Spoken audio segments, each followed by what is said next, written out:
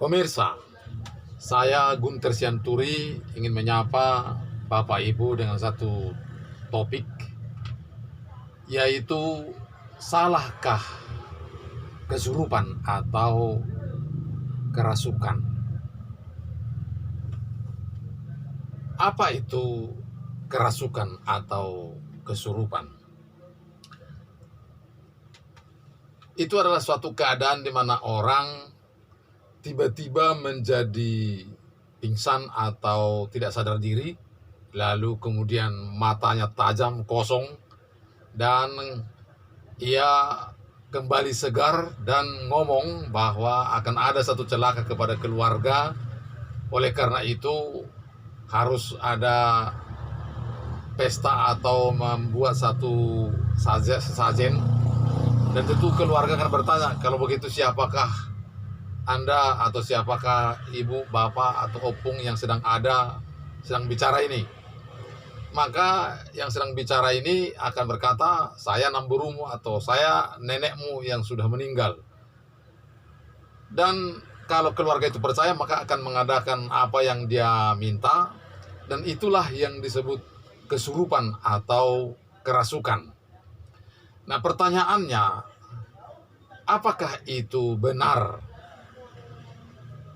neneknya yang sudah mati atau namburunya atau tulangnya atau bapaknya yang sudah mati? Nah, apakah kejadian seperti itu bisa terjadi kepada siapa saja? Iya, bisa. Bisa kepada anak-anak, bisa kepada remaja, bisa kepada dewasa, dan bisa kepada orang tua. Dan kapan saja itu bisa berlangsung. Itu tidak memandang waktu, mau pagi, mau siang, mau sore, mau malam. Kemudian soal tempat juga. Ia bisa terjadi di kantor, ia bisa terjadi di sekolah, ia bisa terjadi di ladang, ia bisa terjadi di rumah, di gereja, dan mungkin di pesta pada saat orang mukul gendang. Bisa terjadi kesurupan atau orang yang dimasuki roh. Apa kata firman Tuhan tentang keadaan seperti ini? Benarkah itu neneknya? Firman Tuhan dalam Lukas pasal 16 ayat 23 dan 24 mengatakan, orang yang mati itu ada di dua tempat. Orang yang mati di dalam Tuhan akan dibawa oleh malaikat ke sorga atau ke Firdaus atau pangkuan Abraham, tempat sementara. Dan di sana tidak bisa keluar, sepertinya dikurung di sana.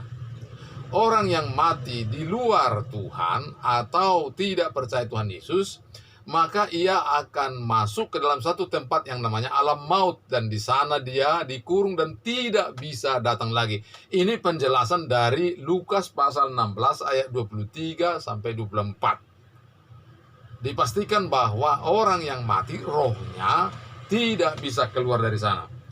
Kalau begitu, lalu siapa yang masuk ke dalam orang itu? Di dalam pengkhotbah juga dikatakan, pengkhotbah pasal 5 ayat 9, bahwa tidak ada hubungan orang mati dengan orang hidup. Dengan kata lain, orang mati tidak bisa berkomunikasi atau dikunjungi oleh orang hidup, atau orang hidup sebaliknya kepada orang mati. Kalau begitu, siapakah yang masuk kepada orang yang tadi, yang ngomong bahwa akan ada celaka? Bisakah setan masuk kepada seseorang? Ya, di alam semesta ini, saudara-saudara, hanya ada 3 kemungkinan. Satu adalah alam nyata, itulah kita, hewan, atau rumput, atau materi. Tapi alam tidak nyata, itu hanya ada roh, semuanya berbau roh. Dan roh itu, bersifat roh itu, ada kerajaan Tuhan dan ada kerajaan setan. Jadi yang berbau roh, yang bersifat roh itu adalah Tuhan dan juga iblis atau setan. Sekarang, bisakah setan masuk atau memasuki orang? Itu ditulis di dalam Matius 8 ayat 28, ada seorang yang sedang dirasuk oleh setan di Gadara. Jadi setan bisa masuk kepada orang. Kemudian, apakah itu neneknya? Tidak. Di dalam 2 Korintus pasal 11 ayat 14 dikatakan bahwa iblis pun bisa menyamar seperti malaikat terang.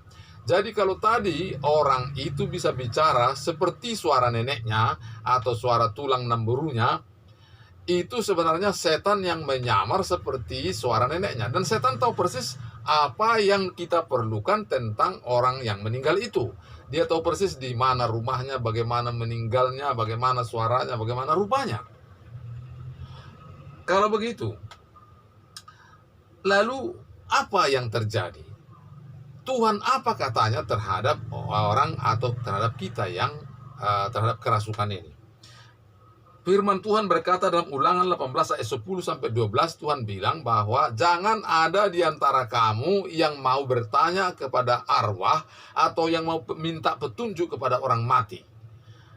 Jangan ada yang bertanya, jangan ada yang minta petunjuk. Itu berarti orang Kristen dilarang untuk memanggil arwah atau melayani orang yang sudah meninggal. Karena ternyata orang yang sudah meninggal itu tidak bisa datang ke rumah, tidak bisa pulang ke rumah. Jadi yang datang itu bukan lagi roh orang yang meninggal, tetapi setan yang menyamar seperti malaikat terang. Imamat 20 ayat 27 juga menjelaskan bahwa orang yang kerasukan itu dihukum atau tidak bisa dibiarkan hidup. Nah, saudara, begitu keras larangan atau perintah dari Tuhan untuk melarang orang kesurupan atau melayani kesurupan atau melayani roh yang meminta atau kita mengharapkan keselamatan dari orang yang kesurupan. Demikian saudara, sampai jumpa. Terima kasih. Shalom.